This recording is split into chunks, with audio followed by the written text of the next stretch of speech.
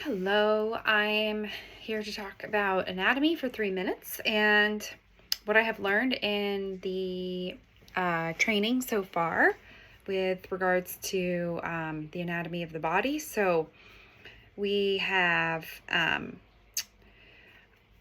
learned a lot about movement and like the makeup of the body, and that the makeup of the body is skeletal and muscular and ligaments. And most importantly to yoga is the fascia, which is comprised of the muscles and different fibers in the body that we use to actually mold into the positions, and that we can use to turn on as we're in a posture to get into deeper posture or a better stretch. And there's a lot of different ways that the body can move depending on the way the fascia and the skeletal system is set up,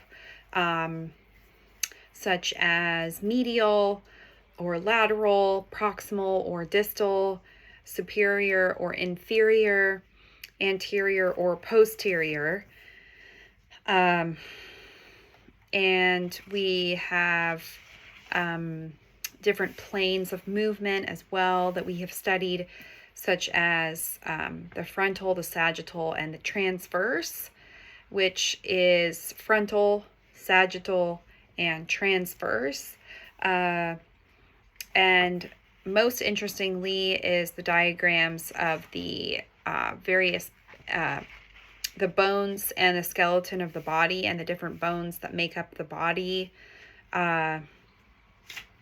Some of the more common ones like the pelvis and the humerus, the cranium, but also some of the lesser known ones that I found interesting and took me back to high school biology.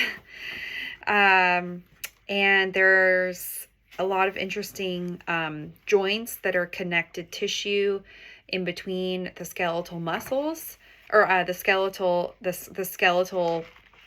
makeup of the body. And I personally find probably the fascia the most interesting because it's, the major muscles and functions of the body, which kind of help control which way the skeleton turns or engages to lift something or be in a posture in particular.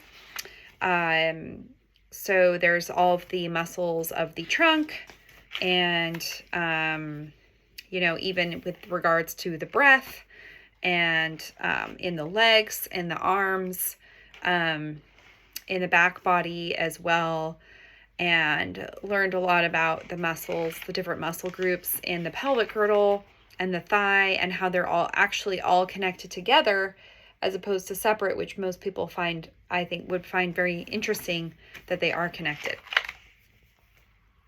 And there's my limit. Thank you. Bye.